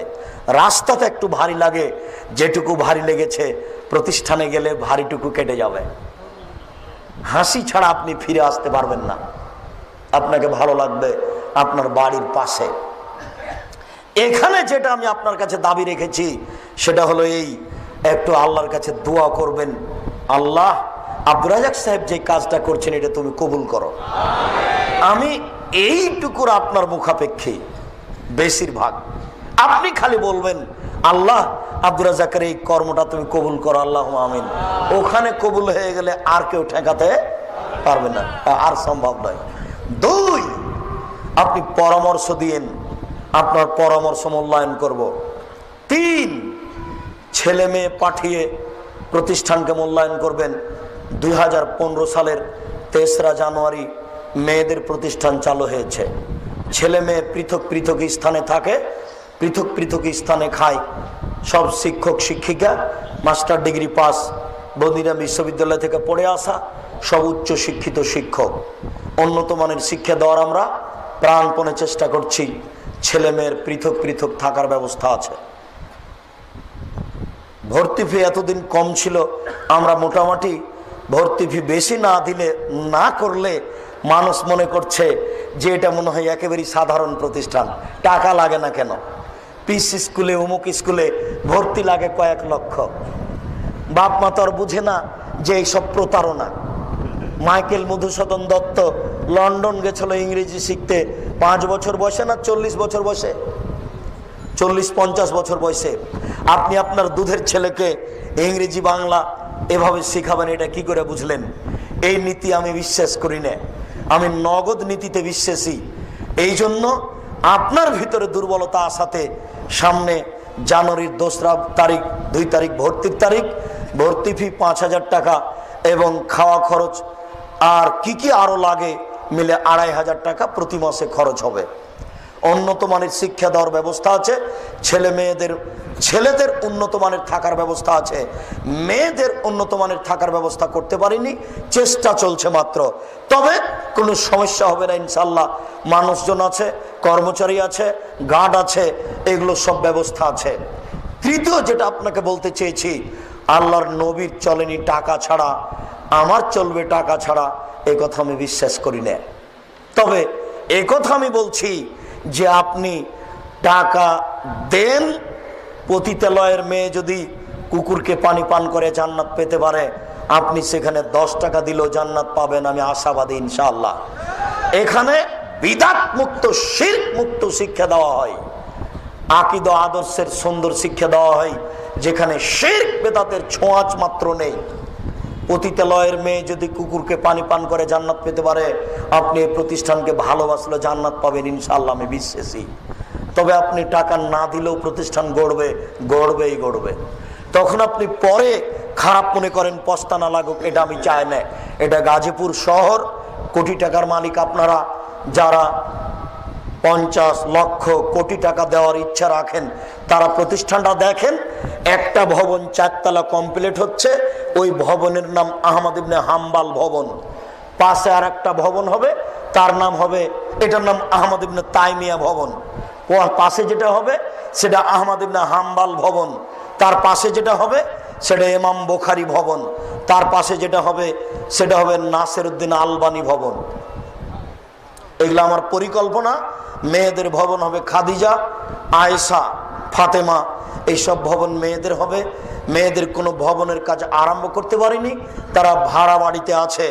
আপনার আমার দিনী ভাই, আপনি না পারলে আর একজনকে বলবেন, যে কোনো মূল্যে বড় সহযোগিতা করে এই প্রতিষ্ঠানকে এদেশের সবচেয়ে উন্নত মানের প্রতিষ্ঠান করে গড়ে তুলতে হবে ইনশাআল্লাহ। বলেন গড়ব ইনশাআল্লাহ। আমার একার কাজ নয়, আমি চাঁপাইনবাবগঞ্জ থেকে আসি, আমি হচ্ছি আপনাদের মেহমান, আপনারা হচ্ছে মেজবান। মেজবান হিসাবে মেহমানকে মূল্যায়ন করার চেষ্টা করেন। আমি এই বিল্ডিং বাড়িঘর ব্যাগে করে চাঁপাইনবাবগঞ্জ নিয়ে যেতে পারবো না, এখানেই থাকবে, আপনাদের বাড়ির পাশে থাকবে। এরপরে আমি বিশ্বাসী 2 দিন পরে, 1 দিন পরে, এখনই কখন আমরা চলে যাব আল্লাহ ভালো জানেন। তাই আমার মাথায় সবসময় কাজ করে একটু কিছু লিখে দিয়ে যাই, ভাঙাচোরা যাই হোক, এদেশের মিথ্যা তাফসির ঠেকাতে হবে। এই জন্য বই লেখা আছে, তাফসির কি মিথ্যা হতে পারে? এদেশের মিথ্যা বক্তব্য ঠেকাতে হবে, এই জন্য বই লেখা আছে, বক্তা ও শ্রোতার পরিচয়। আপনি একজন আদর্শ পুরুষ হন, এই জন্য বইটা হচ্ছে আদর্শ পুরুষ, আদর্শ নারী, আদর্শ পরিবার, বইগুলো মনে হয় আজকে নেই। আদর্শ পুরুষ বইটা আছে। আর আমার জীবনের সব কথা লেখা আছে ওই উপদেশ বইয়ে, যা বক্তব্য দিয়েছে যাবৎ সব উপদেশ বইয়ে লেখা আছে। আর একটা বইয়ের নাম কে বড় লাভবান, 1 লাইন পড়লেও আপনি আপনার সুবিধা ভোগ করতে পারবেন, 1 লাইন পড়লেও তার নাম কে বড় লাভবান। শেষ কথাটি, আমার বাচ্চা আব্দুল্লাহ বিন আব্দুর রাজ্জাক, বাচ্চা দারুল উলুম দেওবন্দ থেকে পড়াশোনা করে এখন মদিনা বিশ্ববিদ্যালয়ে পড়ছে। ছোট ছেলে, ছোট বাচ্চা। আলবানী রাহিমাহুল্লাহ একটা হাদিসকে একবার সহিহ বললেন, একবার জয়ীফ বললেন, এটা কি করে হয়, তার বিস্তারিত তথ্য দিয়েছে। বইয়ের নাম সর্বশেষ সিদ্ধান্ত। বইগুলি স্টেজ থেকে সংগ্রহ করুন। আপনাদের কিছু জিজ্ঞাসা থাকলে আমি তার উত্তর দিই, আর জিজ্ঞাসা না থাকে যদি, সেটাই সবচেয়ে ভালো। সকল দিনী ভাই বোনকে আমরা যা বললাম এগুলি মেনে চলার অনুরোধ রেখে, বইগুলি সংগ্রহ করার অনুরোধ রেখে আজকের সংক্ষিপ্ত আলোচনা এখানে শেষ করলাম। সুবহানাকা আল্লাহুম্মা ওয়া বিহামদিকা আশহাদু আল্লা ইলাহা ইল্লা আনতা আস্তাগফিরুকা ওয়া আতুবু ইলাইক। আসসালামু আলাইকুম ওয়া রাহমাতুল্লাহ। সকল দিনী ভাই বোন, 50 টাকা বড় কিছু নয়, শুধু ওই তাফসির যেটা ব্যতিক্রম একটা বড় তাফসির আছে 400, 450, 500 পৃষ্ঠার বই, ওটাই 200-250 টাকা ব্যতিক্রম তাফসির। বাকি সবগুলো হয় 50-70 এরকম। সবাই নিয়ে যাবেন, তাড়াহুড়া করবেন না, অনেক বই আছে আমার জানা অনুপাতে।